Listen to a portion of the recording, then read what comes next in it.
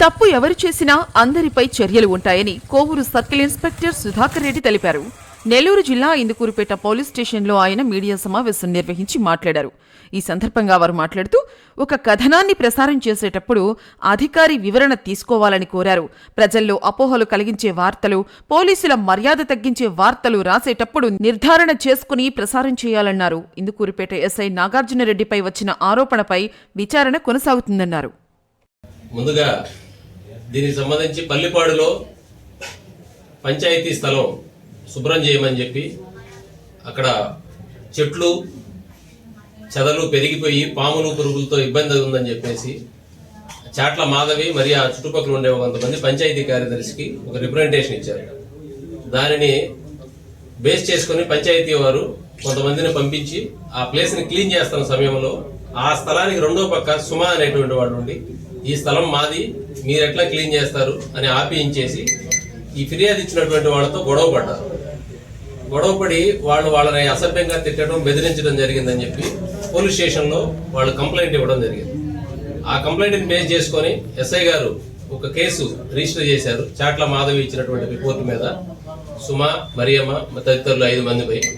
ఆ కేసు విచారణలో భాగంగా ఆయన పల్లిపాడు వెళ్లి ఎంక్వైరీ చేయడం జరుగుతూ ఉంది. ఆ ఎంక్వైరీ చేస్తా ఉన్న క్రమంలో ఈ వీడియోలో ఉన్నటువంటి మహిళ పేరు మరియమ్మ, ఆవిడ ఎస్ఐ గారిని న్యాయం చేయండి సార్ అని చెప్పి అడిగింది. ఎస్ఐ గారు కూడా న్యాయమే చేస్తామమ్మా అని చెప్పి అన్నాడు. తర్వాత ఆయన మళ్ళీ విచారణ చేస్తా ఉంటే వీళ్ళందరినీ మాట్లాడతారేం సార్, అదేం సార్, న్యాయం చేయండి అని చెప్పి మళ్ళీ అడిగింది ఆమె. దాని మీద ఈయన కొంచెం గద్దించి నువ్వు అంతవరకు ఆపు, మాట్లాడొద్దు అని చెప్పి అన్నాడు.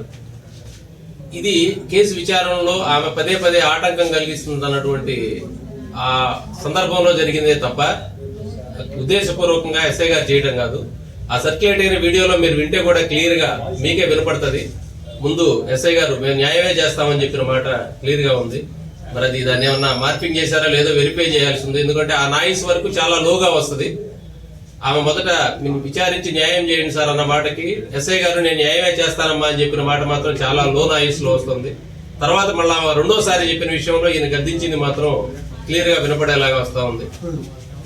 అయితే ఎస్ఐ గారు ప్రవర్తించిన దాని మీద గతంలో కూడా కొన్నిసార్లు ఆరోపణలు జరిగినాయి. దాని మీద శాఖాపరంగా జిల్లా ఎస్పీ గారి ఆదేశాల మేరకు విచారణ జరుగుతోంది.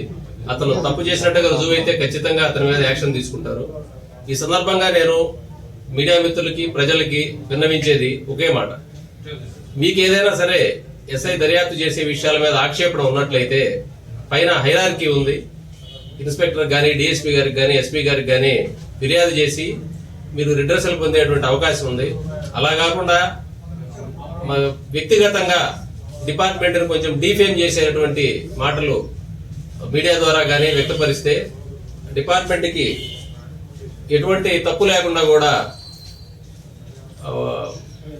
డిఫేమ్ చేసేటువంటి విషయాలు మాట్లాడితే లీగల్ యాక్షన్ తీసుకోవడం జరిగింది. గతంలో కూడా చెప్పాం. మరొకసారి మీ ద్వారా ప్రతి ఒక్కళ్ళకి నేను తెలియజేస్తా ఉన్నాను. దయచేసి ఏదైనా మా సిబ్బంది గాని, మా అధికారులు గాని తప్పు చేసినట్లయితే మీరు పై అధికారులకు తెలియజేయండి. వాళ్ళ మీద, మిగతా ప్రజల మీద ఎలాంటి యాక్షన్ ఉంటుందో మా వాళ్ళ మీద అదే విధంగా యాక్షన్ తీసుకుంటారు. మన లీగల్ యాక్షన్ తీసుకుంటారు, డిపార్ట్మెంటల్ యాక్షన్ తీసుకుంటారు. ఇది డిపార్ట్మెంట్ జరిగేదే, మీకు తెలియదేం కాదు.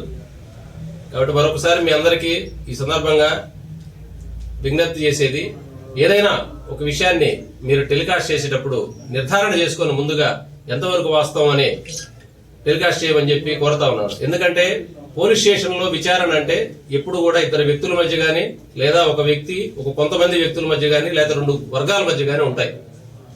ఒక వెర్షన్ తీసుకొని పోయేటప్పుడు మీకు కొన్ని వాస్తవాలు తెలియకుండా పోయే అవకాశం ఉంది. కాబట్టి మీ దగ్గరికి ఎవరైనా ఒకళ్ళు వచ్చినప్పుడు మీ వృత్తిలో ధర్మంగా మీరు తీసుకుంటారు. అదే విధంగా దానికి సంబంధించిన అధికారి దగ్గరైనా వివరణ తీసుకోండి. సార్ ఈ విధంగా అంటున్నారు ఏంటని, లేదా కౌంటర్ పార్టీ దగ్గరైనా తీసుకొని మీరు ఆ 2 విషయాలు కూడా ప్రచురిస్తే వ్యూయర్స్ జస్టిఫై చేసుకుంటారు ఏది కరెక్ట్ ఏది కాదని. కొన్ని మిస్కమ్యూనికేషన్ వల్ల జరిగింది. ఇక్కడ ఒకరిద్దరు మీడియా మిత్రులతో ఏదో కొంత గ్యాప్ ఉన్నట్టుగా తెలుస్తోంది.